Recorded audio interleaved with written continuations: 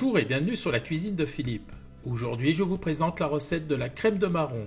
Pour réaliser cette recette, il vous faudra 600 g de châtaigne, 400 g de sucre, 20 centilitres d'eau, une cuillère à soupe d'arôme de vanille et une bonne pincée de fleur de sel. Première étape, on vérifie la qualité des châtaignes. Alors on les met dans un saladier, on couvre avec de l'eau. Je vais mettre un deuxième pichet.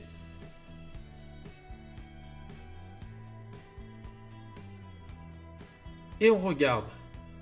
Si elles remontent à la surface, c'est qu'elles sont véreuses, on les retire. Étape suivante et de loin la plus compliquée, on va inciser les châtaignes pour les cuire. Alors on prend un couteau bien effilé et on va les inciser de chaque côté comme ceci. On fait attention à ses doigts. En fait, on fend l'écorce pour qu'à la cuisson, elle se retire facilement. Et on fait pareil pour tout le reste. On met les châtaignes incisées dans une casserole, on couvre d'eau. Et maintenant, on va passer à la première cuisson. On met la casserole en chauffe et on porte à ébullition. Lorsque les châtaignes sont à ébullition, on couvre et on fait cuire 10 minutes à petit feu. Au bout de 10 minutes, on arrête, on coupe le feu et on égoutte. À présent, on va décortiquer les châtaignes. Alors, on les prend, regardez, la peau a légèrement boursouflé. On prend un couteau et on retire la première peau. Vous voyez, elle vient toute seule.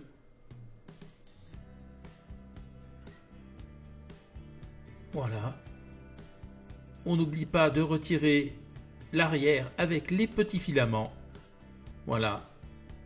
La deuxième peau, on la retirera plus tard. Et on fait pareil pour tout le reste. Les châtaignes sont écorcées. Cependant, elles ne sont pas cuites. Il va falloir également retirer cette seconde peau. Les écorces vont partir à la poubelle. On remet les châtaignes dans la casserole. On couvre les châtaignes avec de l'eau. On met à hauteur comme ceci. Et ça repart pour la deuxième cuisson. On porte le tout à ébullition. Quand ça bout, on baisse le feu et on laisse cuire une dizaine de minutes. 10 minutes se sont écoulées, on coupe le feu et on égoutte les châtaignes. Les châtaignes sont égouttées. Regardez, la peau s'en va quasiment toute seule. J'ai conservé un bon verre de jus de cuisson pour pouvoir remouiller la préparation. Maintenant, on va passer au décortiquage. Pour retirer la seconde peau, on prend les châtaignes, un couteau et on retire cette petite peau qui s'en va toute seule. On retire également toutes les parties un peu noires comme ceci et on conserve que la chair que l'on réserve dans une assiette. Et on fait pareil pour tout le reste. Dans mon assiette, il n'y a que la chair, les peaux vont filer à la poubelle. Maintenant, on va réduire la chair en purée. Pour réaliser la purée de châtaigne, j'utilise mon moulin à légumes. C'est une antiquité, mais je l'adore. Vous pouvez faire ça avec un robot si vous le souhaitez. Alors, je mets une bonne quantité de chair de châtaigne dans l'appareil et je mouline. De temps en temps, on rajoute un peu de jus de cuisson. Ça va assouplir et détendre la préparation. Elle passera mieux à travers la grille du moulin à légumes. La purée de châtaigne est passée. Regardez. On gratte la grille du moulin pour récupérer ce qui n'est pas tombé. Voilà. Là, vraiment, c'est que de la chair. Je vous montre. Maintenant, on va passer à la suite. À présent, on va préparer un sirop. Alors, on met 400 g de sucre dans une casserole. On ajoute 20 centilitres d'eau. Et on va porter tout ça à ébullition. On met la casserole à chauffer à feu fort. Le sirop est à ébullition. On va vérifier la température car il faut le monter à 121 degrés. Là, il est à 101, 102. On poursuit la cuisson. Le sirop est à 121. On coupe le feu.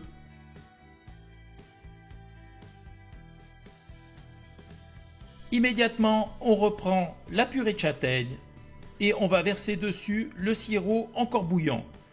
Alors, on prend le sirop, on le verse délicatement, on fait attention aux projections. Et voilà.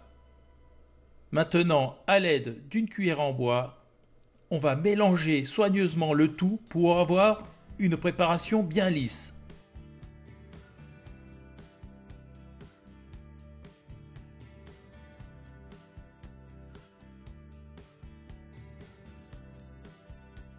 On met un peu de fleur de sel, environ une demi-cuillère à café. On ajoute également une cuillère à soupe d'arôme de vanille. Vous pouvez mettre une gousse si vous le souhaitez. Et là, on va laisser épaissir en tournant sans cesse à petit feu pendant environ un quart d'heure.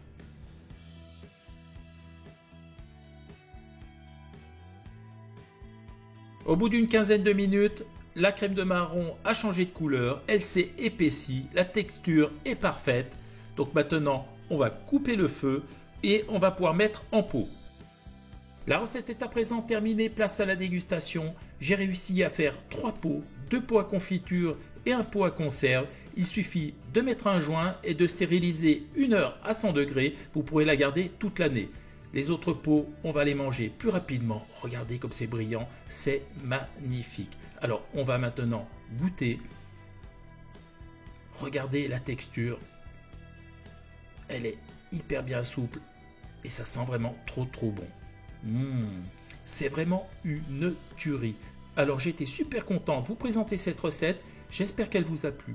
Si elle vous a plu, je vous laisse vous abonner à la chaîne, mettre un petit pouce bleu, ça me fera toujours plaisir. Sinon, moi je vous dis à très vite pour de nouvelles aventures culinaires sur la cuisine de Philippe. Ciao, ciao!